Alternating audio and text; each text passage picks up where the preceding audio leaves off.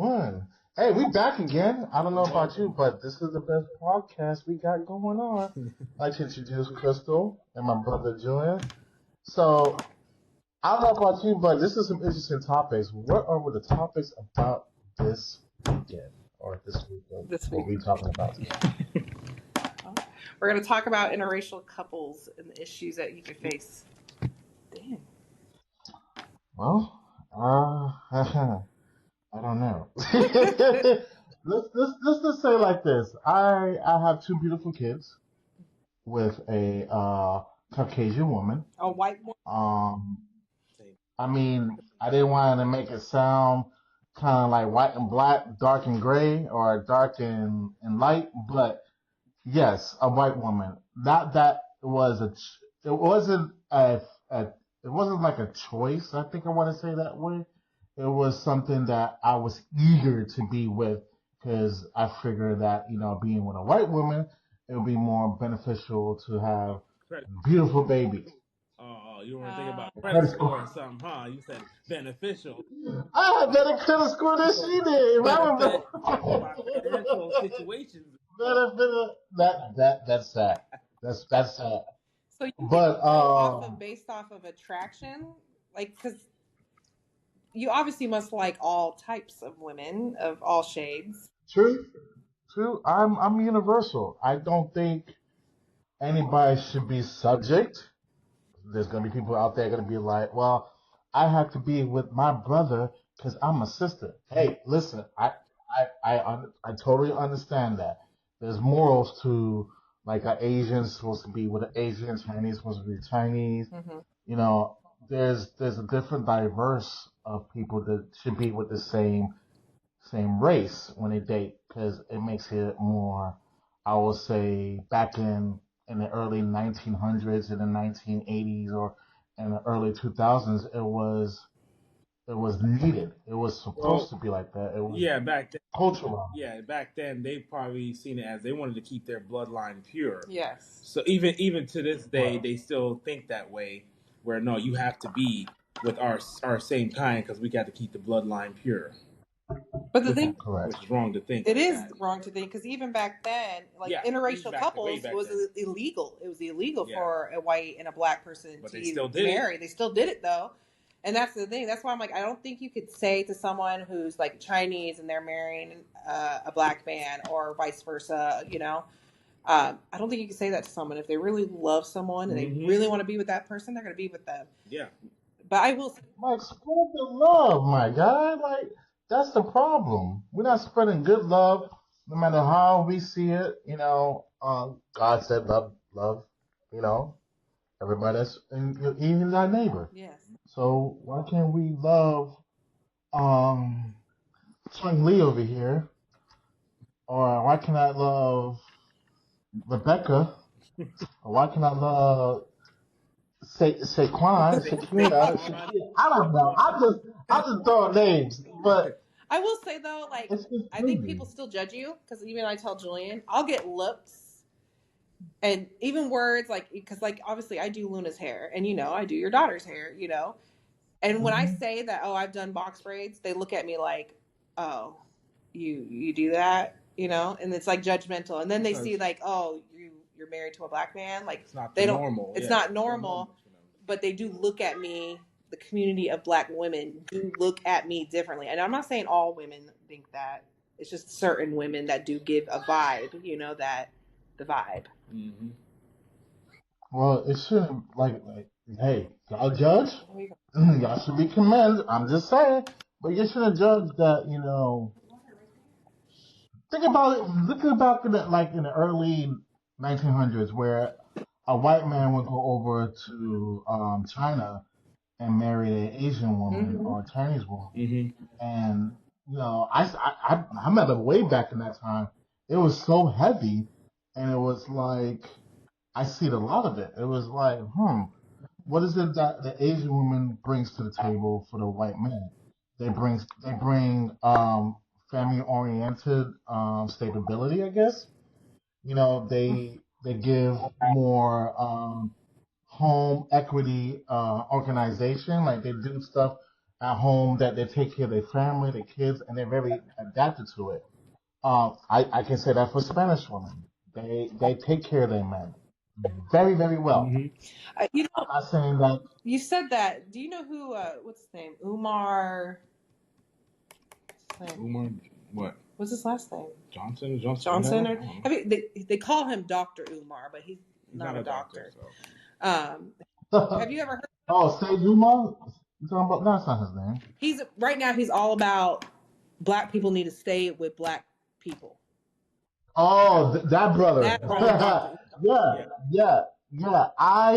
Okay, so in my opinion, my mind, there's a thin line of why that should be. But at the same time, if a sister is gonna be with a brother, stick with your brother. Sisters, stick with your brother. Like, be with your man. Take care of your man. It's not that most black women or black men has a stable life in this world in general, but if y'all come together, it'll be stable. Now, judge me all you want. I have like I said, I have two beautiful kids. They're mixed. Did I choose to be with that white woman? It wasn't me as a choice, like I said in the beginning. It was something I wanted, but I went against my will of God to be with somebody and have two kids, but I have two beautiful kids out of it, so I'm not biased or mad about it. But should she marry a white woman, stay with that white woman, a white man? Hey, they would have made a good life. Just like a Spanish woman should stay with a Spanish man, they should make a good life. But there's some issues that I see that, you said earlier, Crystal, love is love, man. Mm-hmm. Yeah. Just stick with the person you love. If you love that person, you have a connection, you have a strengthened bond. Shouldn't matter what color, what ethnicity, whatever they are. I will say the reason I brought up Umar is he made a point. I think Julian is the one that sent me the video. You remember where he was like, a lot of brothers are going with white women. And what was it? You finish it because you said it well. Oh man, I think I know why. I think I've seen that video. Because the white women would treat them better. They'll make them feel uplift them, and support them as opposed to a sister. I got something to say about that. I don't like his standpoint as in, black people should be black people, white people should be black people. I think that's racist. What he's saying is racist. But he does make some good points on other stuff that I've seen him say. But as far as the whole black, that's modern day racism. He don't see it that way, but it is. A white person will say the same thing. They're gonna obviously say, "You're a racist. You're a racist." But a black person is not racist. So that doesn't make any sense. And so how can you like I know you made a point just now about like a white person. Yeah, they might have more in common. Like I will say, our household had to blend together from different, like how I was raised and from how Julian was raised. I don't know if it was specifically a color thing, like a black household. Well, it is. A white household. It is. We had a mesh, I will say. I'd say I went to mom when we were dating. I went to mom like, do you know they do this and this in their household? It's a kind of like a culture shock. That's what I was saying earlier. Like, there's a difference between what you bring to your family as an interracial couple. They might have something that's more cultural, eventful. And I want to get back to when you were talking about Dr. Umar about the races in between the race. Because there was one thing that popped in my head was that, there's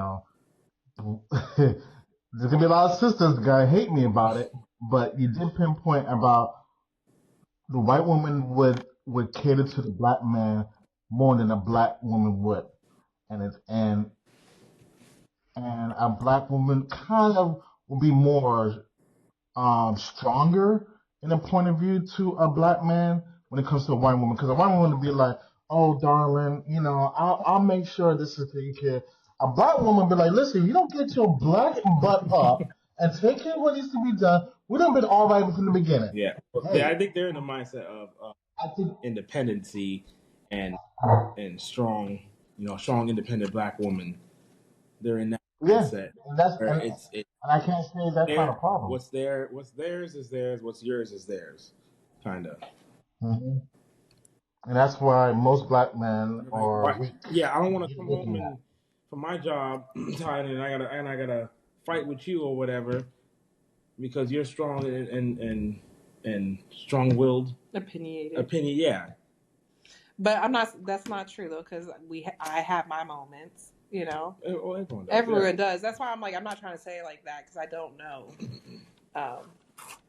black relationships. You know, but I will say though there is a difference. But I think what makes us successful is all couples, doesn't matter what color you are, is the communication basics of it.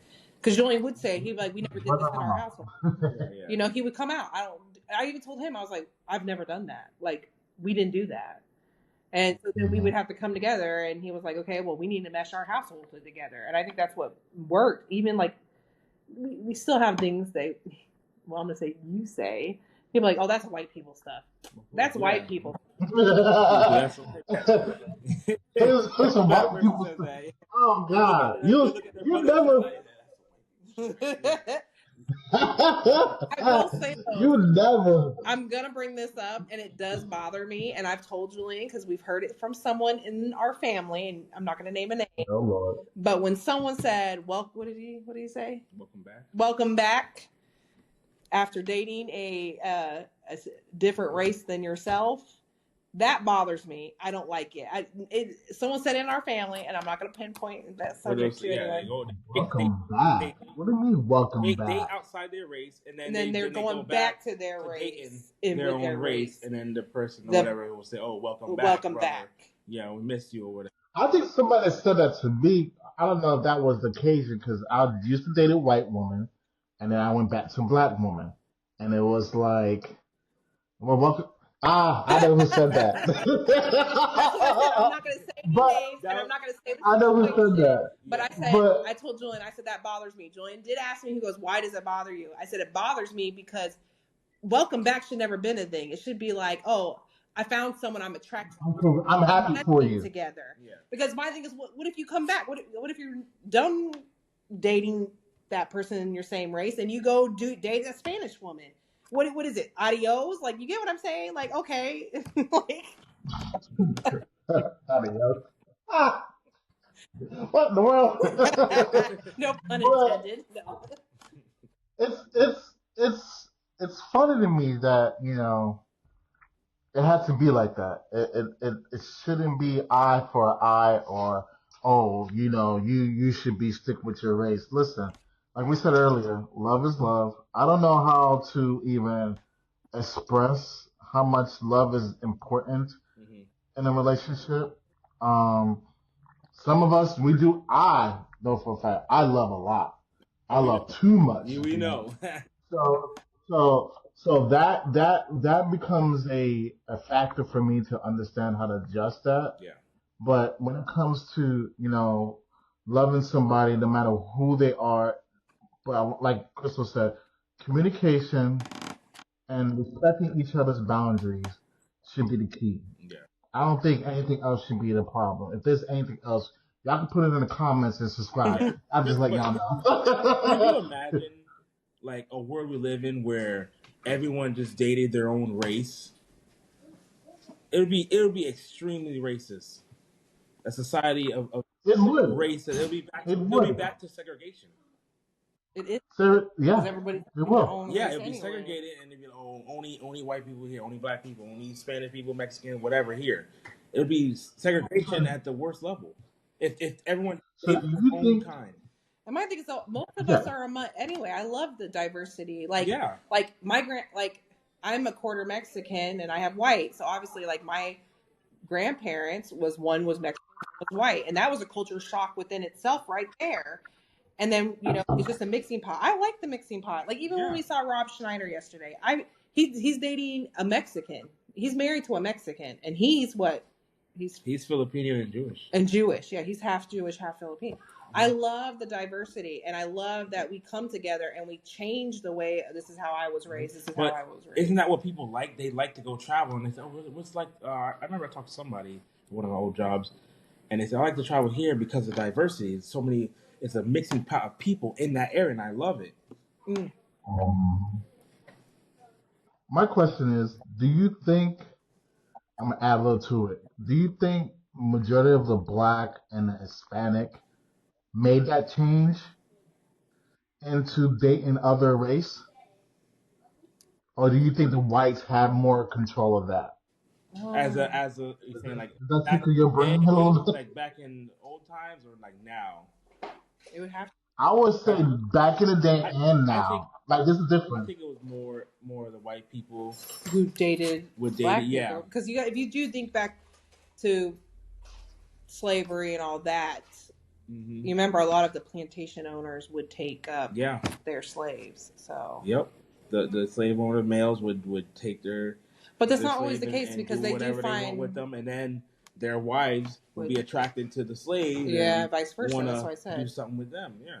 I just think Because they had their mandingo. Beat them naked to be naked, and they see that thing swinging. She was like, "Oh, have mercy! My husband doesn't have that side." Listen, but I think PG-13, whatever you want to call it. I don't know. I think that's been around forever, though. I think I bet I could put money. Even during like Jesus' time, you had your same race, but I put money that they've had different races dating each other. Now, was it accepted? No. I can guarantee they had Gentiles and Jews Yep. and Hebrews, all different correlations, dating and meeting. If I'm correct, was it Abraham a Jew? Oh, he was a Gentile. I can go back. But he married. His wife was, I think, Israelite or whatever like that. I think and I gotta figure out that story, but yeah, I'll go back. But I think there was some mixture in that form of family at that time. You know what I'm saying? The only change that I think made a significant between the races, between the white and the blacks, was in the mid of the 1980, when this Hispanic was so inclined to want to date some blacks, and they dated whites, and it was more the whites and the Hispanics got together because drugs was the coke and all that drugs was so heavy, so they messed with each other and then dated each other, and then it became a cultural split. That was the word I want to use, but yeah. I still think it's race. Like I still think there's issues. Someone might not say it's an issue, but I still think it's an issue when I'm going to say more towards black couples see an interracial couple, especially seeing a black man with a different cultural woman. Mm-hmm. I think. I know you hesitated. You were like, if I say something wrong, there's going to be a lot of black sisters going to slap the shit out of me. No, but I'm going to back you up. I don't care because you're my sister. The reason I think that most, let me get into my thought process. If the sisters were more inclined to take care of the brother to build him up, there wouldn't be no issue why that brother would go to a sister. Or a white chick or a Spanish chick or whatever like that. But he shouldn't be changing. I don't think it's on that either, though, because even like I said, there's black women who are good black women. Like they're a great mother. Yeah. They're great. Oh, there's a good amount. But also there's a good amount. I love it. But it's attraction too. Like I'll be honest. I've only dated black men. Like that's it. Never dated outside other than just black men. And I think my issue was, I hate to interrupt, I apologize. I think my issue was that I saw more snow bunnies, Fatuma, there you go, that were more potentially more good looking at the time versus what my sisters were doing. They didn't really care. I think back, I would say in my early age, back when I was 20, and this is probably early 2000s or whatever, the sisters did not care. They didn't take care of themselves. They didn't even look at themselves as attractive at the time. They didn't even take the time. They didn't feel like they didn't need to. They felt like I'm a black, strong black woman and this man's going to love me regardless. That's true. Yes, that's supposed. But then, the snow bunny over there has blah, blah, blah. Like, what if somebody got booty? Like, damn, that looks good. Somebody got heavy. Like, she chest is heavy. She got beautiful white skin, blue eyes. Like, I want to see what that snow bunny's all about. But then that's where, the sister were like, oh, no, no, no. This is just my opinion. So y'all could just like go in the comments. This man don't know what he's talking about. He just disrespectful to the sister. Go ahead. I don't care. I love it. Do what you want. But this is where I see where now the sisters are taking care of themselves. They're doing their hair. They're dressing beautiful. They go and work out at the gym. Yeah. They taking some care of their skin. And I'm like, ooh, I want that sister. Oh, you want us now? Now you just want to come back to us? Welcome back. Yeah, I said it. I'm going to welcome my back. You said you see more white girls. Was it like an area thing where there was more? Yes. Like, I don't have a specific type. I just date white girls. Like, yeah, I dated a white girl in high school. Then when I moved to New York, I was dating black girls. So I didn't have no specific type. Yeah, it was. I liked who I liked. Yeah, same here. So I think it was just the area. I think the area too, because I was living in the Bronx at that time, and White Plains Road, Jamaicans, like most Jamaican people, but it was predominantly black people there. If I were to live in Manhattan, I'll see you more white people, black people, but it was predominantly black people living in that area I was living in. So, but I bet you that sister was taking care of herself. Huh? And I bet you that sister was, keeping herself clean, her skin nice, taking care of her hair. Yeah, it's the Bronx, so yeah. That's sad. It's the Bronx. Oh boy, but you're right. I think it's the area because you could go. Let me tell you something about Florida. There's areas in Florida where white people could do a whole lot better. And there's some small areas that black people should do much better. Yeah, well, and I think that's where in Florida. We know. I ain't messing with nobody over there. I already know that area. I ain't messing with nobody down there. Yeah, like that was the issue. And then, it was like you see a white girl back in the day and she was all dolled up. She was looking good and it's like, I want to see what she's all about. And then you got a sister, like I'm gonna repeat myself, but you're gonna have a sister that, just her hair is all not even done. It's like one hair's done and the other one's a poof, or she has a poof and she just got out of bed. And her breath stink, like, listen, y'all can hurt me, hate me, I don't care. Yeah. But all I say is, and I don't want to knock all the sisters, the black men too, yeah. You know what I'm saying, and the white men too. I'm not gonna hate all the guys out, not just the sisters, but the men need to do better too. It is what it is. Yeah. If the men are stronger to deal with a black woman, if a white man's stronger to deal with a black woman, I give him credit. But at the same time, take care of your family. Period. Take care of your sisters and brothers. I think there was more I want to add to that. But I didn't want to interrupt interracial couples now. You do. Both black, white, black girl with we see that more now. Yeah, you do see a lot more, and I think that's a good thing. I do too. I'm thankful they don't. Well, we don't know what we're going to be in the next 4 years, but I'm happy that they didn't have to symbolically divide a family that is interracial. I'm happy that they don't symbolize it or justify it or make some type of, she can't go to that class because she's biracial. She needs to go to this class. I'm happy they don't do that, but if they do, I don't even know. I know we're going to have a war. That's just my opinion. But also, I want to jump a little bit over the race situation when it comes to family. And I think some black people are going to be like, you know what? You whitewashed. And I don't care. Because if you stay 7 days in a white family, I guarantee you they'll have food on their table. Everybody will be content. There might be some disagreement, but it won't be a disagreement where somebody's throwing a plate at each other or cursing each other out. And if they do, somebody's drunk in the white family. But I do see there's a different percentage. I see there is a 78% of white families that join together and do things as a family, and they generate family wealth for the next family and the family next. Mm-hmm.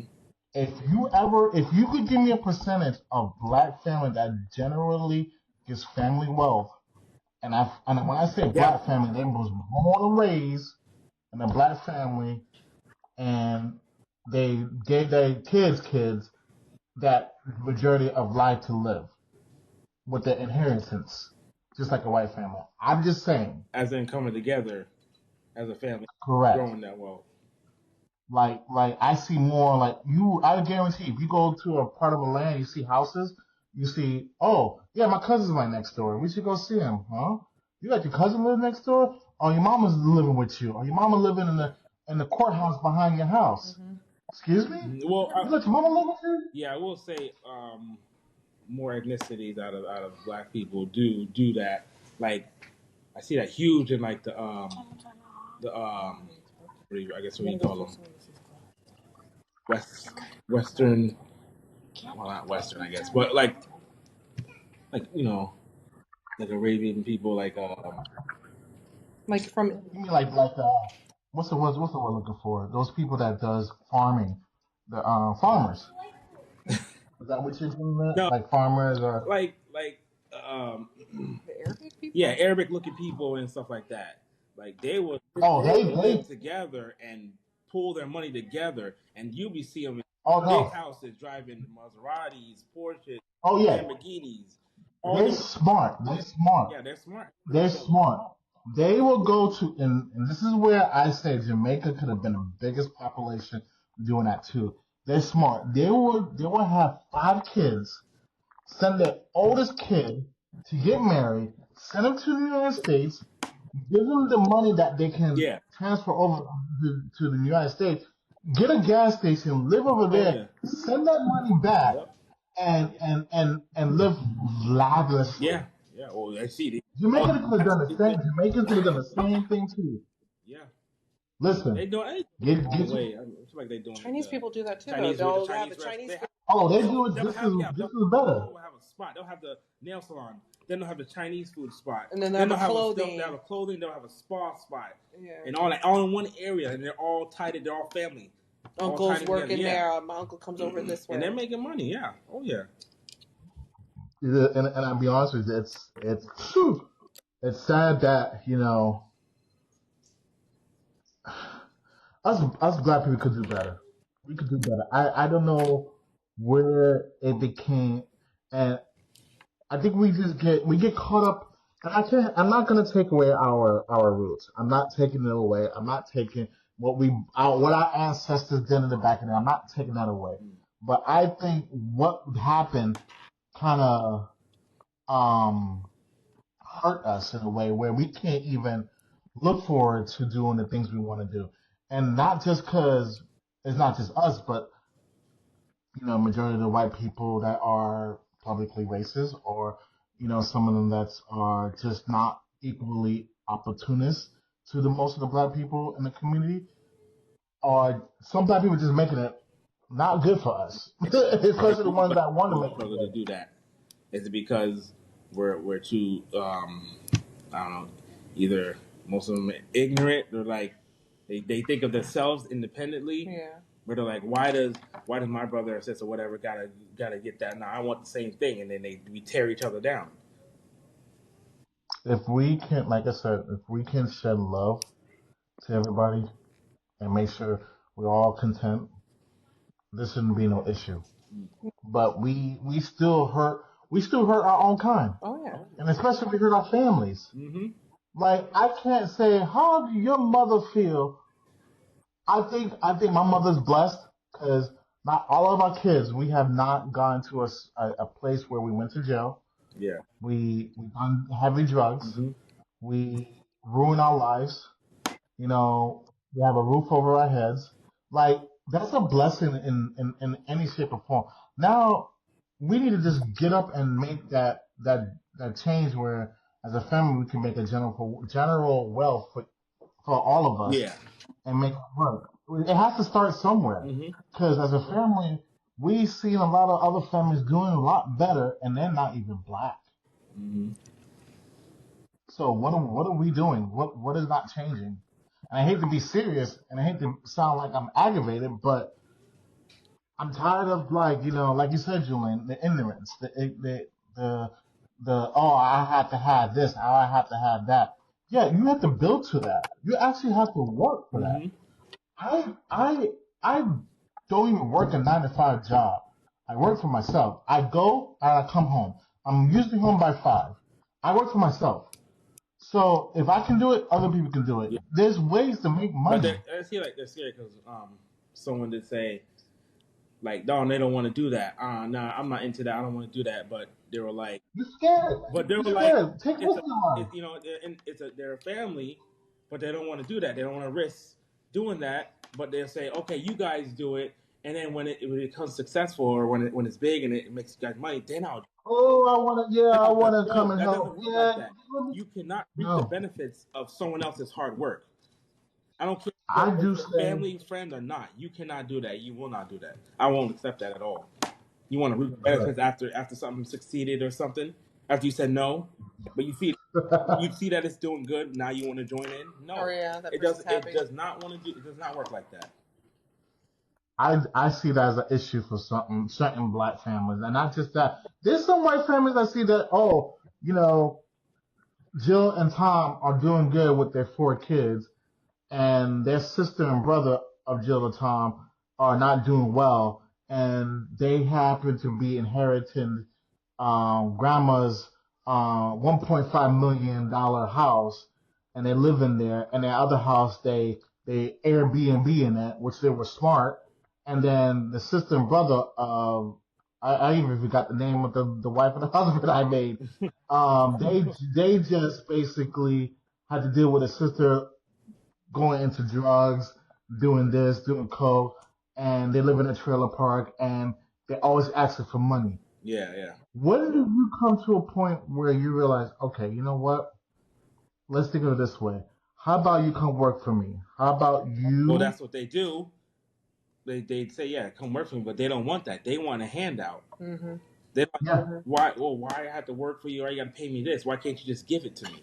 Why can't you just give me whatever? It doesn't work like that. I don't owe you nothing. I don't. I'm sorry. I love you. I love everybody. I don't owe you nothing. I owe you my life. Like, say for instance, out of anybody.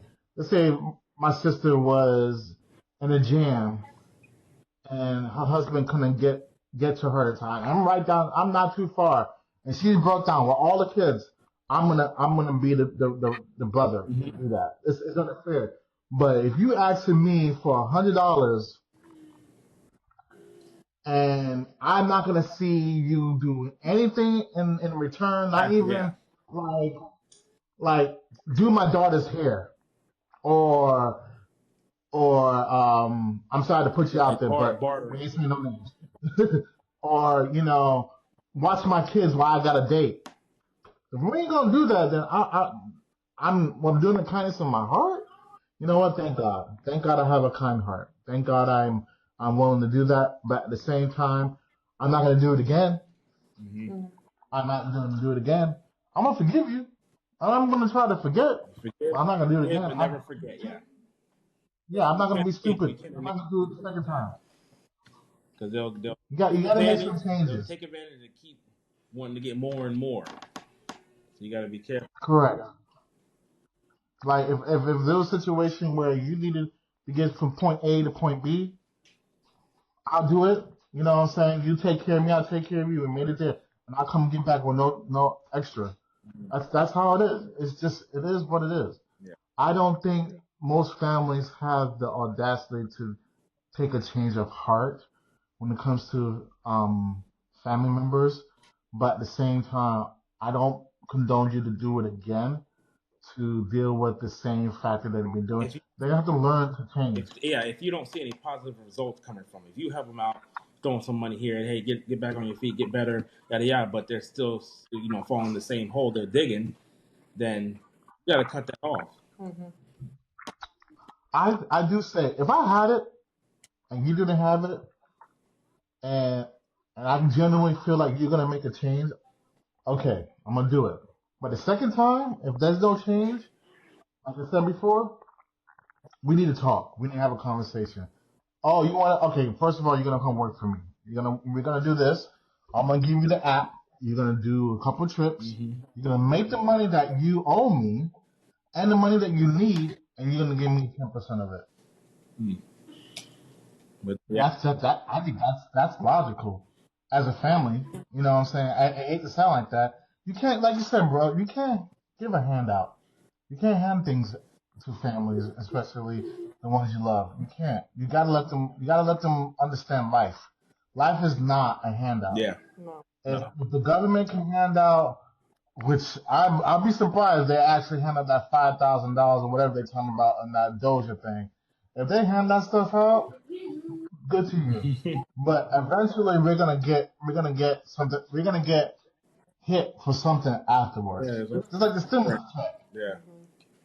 Like the stimulus check. Oh, they give out that stimulus check, but guess where our taxes is? Sky high. Guess where, the cost of living?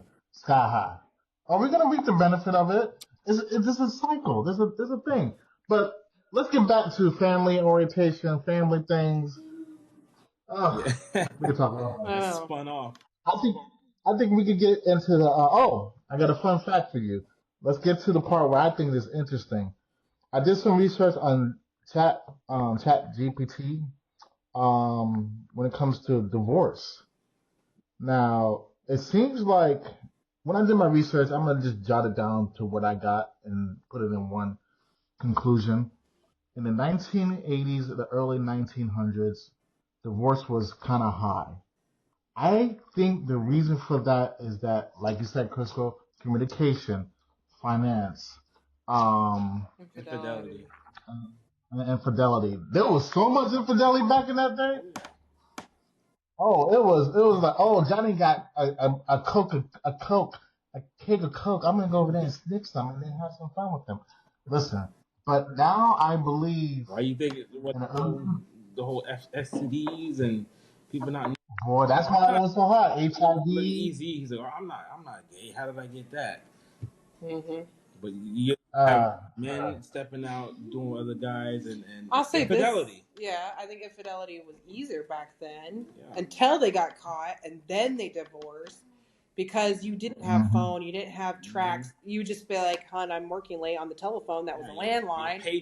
You page them. I'm late. I'm going to be late, and so people didn't get caught. I think more people are getting caught, and I think the number is higher now. Because of everything from Snapchat to the Facebook to the Instagrams and other secret apps that you could have to hide from your spouse and all this stuff, that it's easier, but you're also getting caught faster, I believe. I also think is. Well, I hate to. Well, this is from Chat GPT. They said the decrease from 2012 to 2022 was about 9.8 to 7.1 per thousand women's age from the age of 15 and older. That majority of divorce was lower. Don't know how they got 15. Again, I guess I was just about to say, if they're doing if you know math, they're making their number, their age range, because what 15-year-olds get married? No. That's a lot. That's why I said, if you made your sample size smaller, I put money that would be actually higher. They made their sample size bigger, going from 15 to, what was the age? You said 15 to what? To older, to be like, so they made their 40, sample size big to make that number lower. But if you statistically look at it, also, I think a lot of people aren't getting, I don't know, check if I'm right, are more people getting married now than they did back then? Because back then, everybody was getting married. That's what you did. You got married, had kids, worked your your blue collar job, and. Well, I can say from 1999 to, let's say, 2000 and. You know what? Because now all these little kids inside, they don't think about marriage or these younger people. You're right, because they don't see marriage as something important.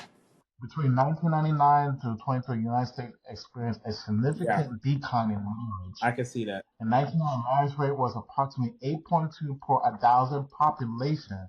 By 22, the rate decreases and about 6.2 per 1,000 population, which 265,000 marriages recorded that year.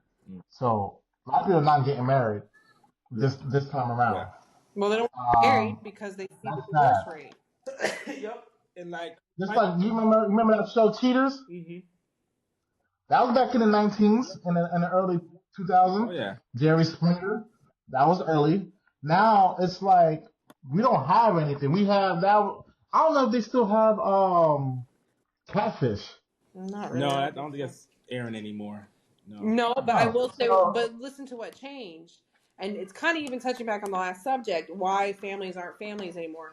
I think propaganda is in effect currently that if you have a family and they're a strong family dynamic, you have a strong father figure and all of that, you can't break them. Doesn't matter what you do because you can't break them. But guess what? They don't want that because then they can't manipulate you. They can't tell you what to do. So people aren't getting married. People are now doing a lot more polygamies. So it's more than one partner in their relationship.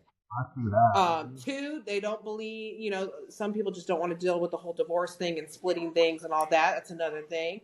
Also, a lot of our shows, if you look at it, is all about, I'm attracted to this person. Yeah. Oh, I'm attracted to this person. I'm attracted to this person. Oh, I just want to love everybody here. We're not into a covenant. We're not into it's just me and you in this. That's what they're pushing. Yeah, that's what they're pushing. The open relationships, the open love, I'm going to say. So they can manipulate you. So, because I think it's a propaganda thing, but that's a whole nother topic. But I believe politically is happening. But I will say I think divorce rates are high because also, if you think about it, if you only have a small sample of people getting married, that means it's going to be high because not many people are getting married. They're just staying in a relationship, and then if it's done, it's done. So I believe you're right. So how, on the flip side, how do you keep the spark in your relationship to stay married, or stay in a relationship? If you're in a relationship for numerous years, a long time, whether you're married or not, how do you keep that spark? That sizzles. So you're not looking for another person, or you're bored in a relationship. How do you go about keeping that? I can't say for me. I haven't been married. That's why I said you don't have to be married. You could be in a relationship. How do you keep a long term? Let's do that. Yeah. How do you keep a long term relationship to be continuously longer? Yeah, spicy. I think the best thing, in my opinion, is giving each other some space. Not just that, but just keep in touch every once in a while. You know what I'm saying? We're not talking about long distance relationship. We're talking about a relationship. You've been dating this person for 6 years. For 6, I would say 6, 7, 10 years. Okay. How are you going to keep it so that you guys don't break up or walk out and have infidelity issues? How do you keep the sizzle in that? Get married? But do the two. I go by this 2-2-2 rule. Out of the 2 months, you take each other out on a date. Yeah. Every 2 months, you take a trip out of the States. Or every 2 years, you take a trip out of the country. God damn! Every 2 months, take a trip out of the States. Every 2 months, or twice a month, or once a month, or whatever. This is you take each other for a date. Yeah. Every twice a month. Yeah. Then you do a local trip, and then every 2 months go out of state or something, a longer trip. I think that's the rule that you're talking about. Yeah. Correct. Which I agree. I will say, since me and Julian got married, because we'll be 10 years. Y'all been going to Cancun, Mexico. Y'all been going to Colorado. Y'all been going to Montana. I'm like, okay, come on, let's do I want to go somewhere. Let's see. But I will say this, and it's so weird. If you are watching this and you are biblical, I do believe this. After we talked to our Bishop Clark, who married us, he even said, he goes, I feel things are going to open for you guys once you guys get married. He's like, the fact that you guys stay together for as long as you did with no marriage and it's stronger, he goes, I feel it. Things are going to change. And things did change. I felt like we got married and I was like, okay, we need to go on dates. We barely went on dates. I'm going to tell you, barely, like minimal, no dates at all. Maybe here and there every year. that's it. Like you said, within the last 2 months, we've been to Mexico, and we went to go see Rob Schneider last night, and it was just it's connected us. It's made us happy. It's made us more. So, but we have talked about this. I was like, okay, I'm gonna cry. It's just a beautiful thing. But no, I didn't mean to interrupt. I love you guys, and I look up to you both because it's like I would love to have that passion in my life, but at the same time, you know, there's a learning experience I have to go through. And I think every male or female has to go through a learning experience. You know what I'm saying? They should go through the trials and tribulations. They should go through the heartache. I'm happy Bishop condone you guys, not just marry you guys, but to be understanding as a pastor that he see that you guys been together for 10 years, you haven't got married, you have kids before marriage, and got married, and then have a fruitful life still. And he said something really good, and I want this to kind of like sink for everyone, because some people who saw me and Julian's relationship, and I won't be naming any names, didn't really condone us. I felt like they didn't recognize us. They're just like, oh, you're playing house. You guys don't know. First of all, then come sit in our house, because we definitely ain't playing house. We got bills to pay. We had to be together. We had to be as committed as someone who's in marriage to each other who we weren't in marriage. And he even said, what did he say? He said, it's better today than it was, even if it wasn't. Yesterday was the best day, but today's even better. So he even said, he was like, yeah, you guys been together a long time. It would have been great at the beginning of your relationship, but guess what? It's just as good as it is right now. And he was, and that God knew that this was our timing. This is our thing. So I don't like when people, but like I said, we'll be together 10 years in May. But going back on the keeping the spark relationship, it don't even have to be like big stuff like that. It can be very small gestures and small things just to surprise each other.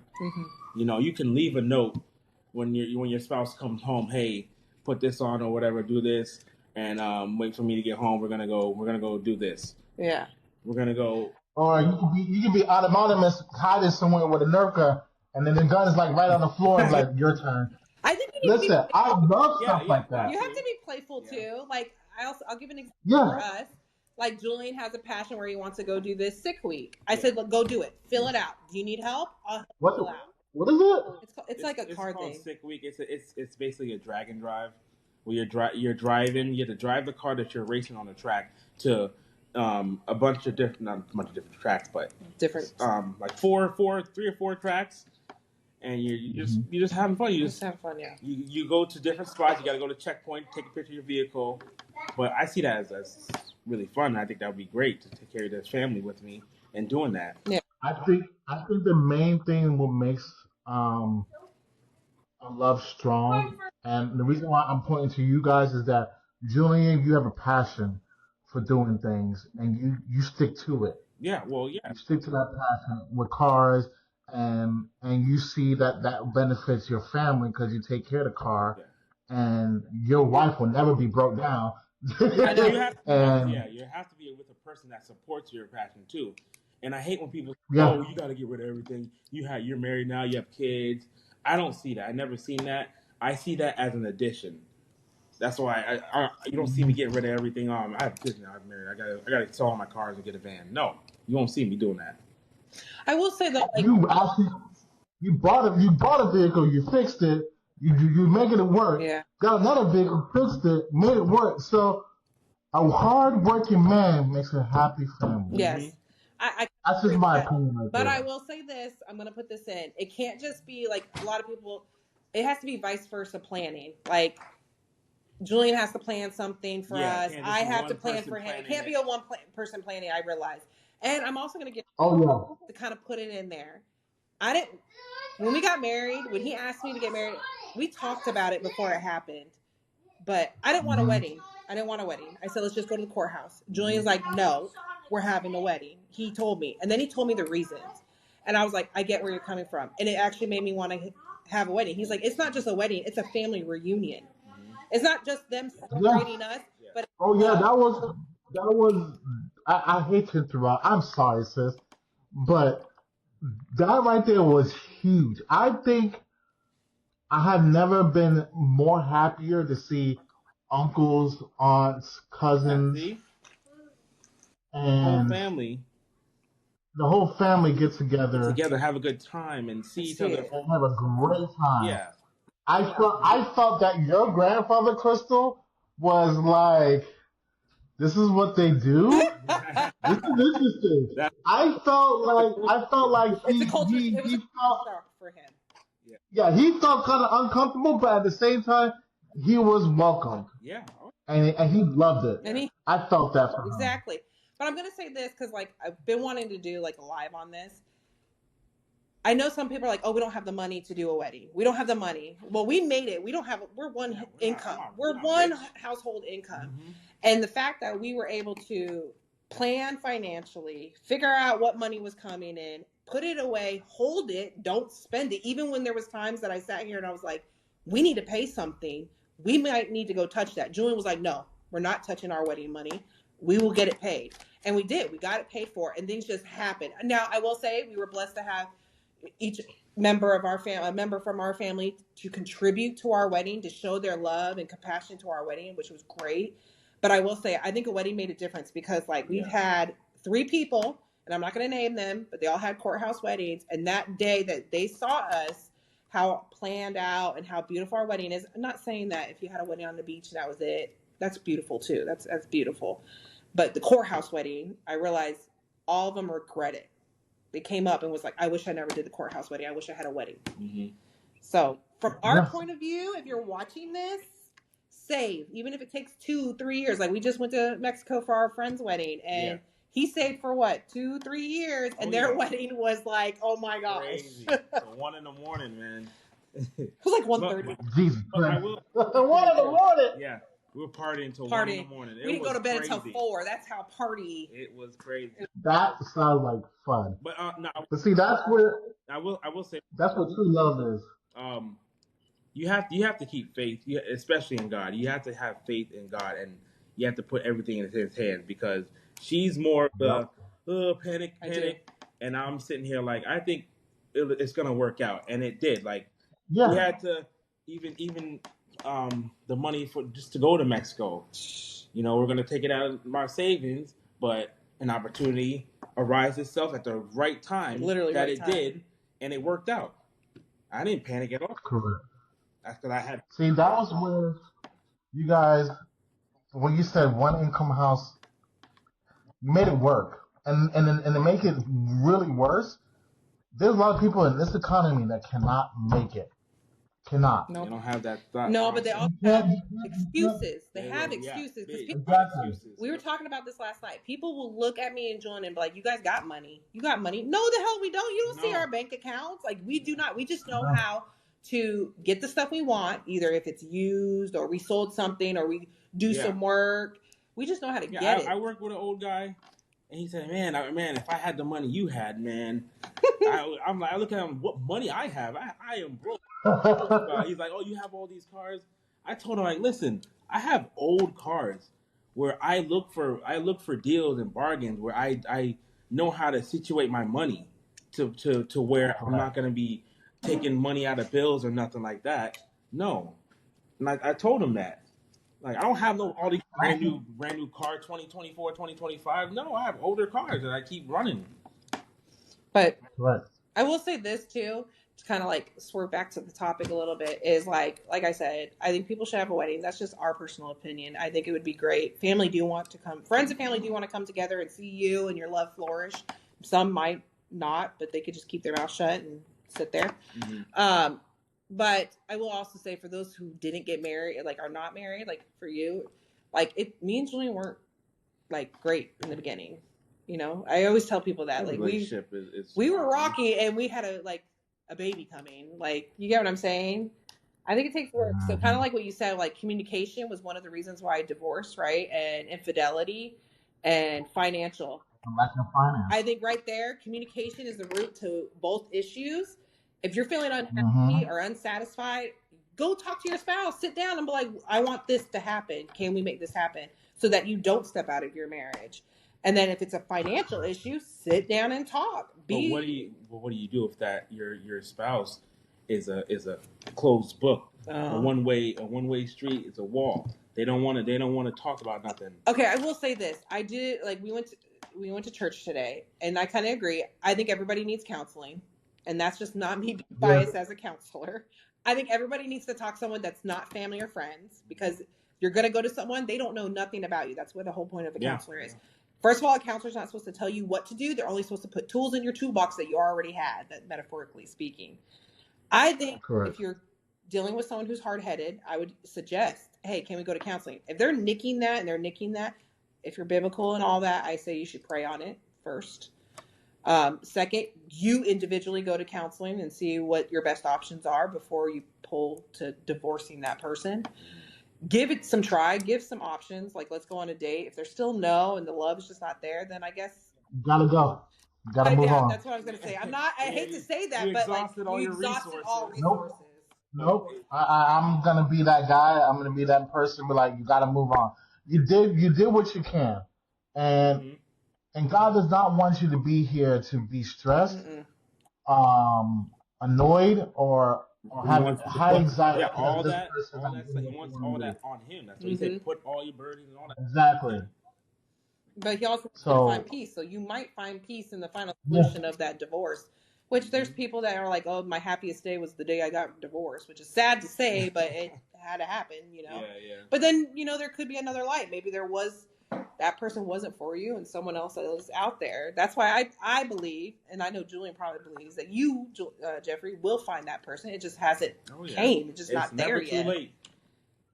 I pray these weeks and prayed. I ain't gonna lie. I'm gonna put it out there. I cried these past couple weeks, and it was annoying because it's like, God, why? Like, what did I do wrong? It's not what I did wrong. It's just that I was in a learning spot, in a learning experience. I was learning how to deal with this person, learn how to deal with that person, learn how to deal with this person, and I got to the point where it's like, you know what? I'm gonna leave it to you, God. Leave it to you. If it's meant to be, it's meant to be. If I have to be alone for the next 2 years, then I have to be alone. I have to deal with that. That sucks. It hurts. You gotta find love, and you gotta love yourself and find yourself first. Yeah, and I've done time finding myself. I spent a couple years by myself. You know what I'm saying? Not being with anybody, but it just seems like when I have that mental strength and that confidence, I was like, all right, I'm gonna go back and date. And then here we go, back to square one. Don't know what this person do. Don't know what to do. We're just cool and collective. We're just chilling. We don't know if that person's alive. Yeah. But my thing is, you're growing every time, just like with marriage or any relationship, or yourself, or you're single or whatever. There's growth. You have growth. Lesson learned. Yeah. So. But I think we got everything covered, man. We did. That concludes. Subscribe, comment on the crazy stuff that Jeffrey talked about. You know what? It's all about me. No, it's not all about me. It's about family. It's all about making a solid family. But as FanCon, we're here to serve. We're here to give opinions. So when you do subscribe, don't be hesitant. I want y'all to be, hey, y'all can be nasty all y'all want. Y'all can say anything y'all want to say, but that man is wrong. But give me your comments, your input. Hey, we might talk about the next podcast. Hey, we might put you on our podcast. Yeah, give us topics. It is what it is. About, All right. Yeah. Well, this concludes our podcast. Y'all be safe. Yeah. Keep God in your faith. And love y'all. Peace. All right.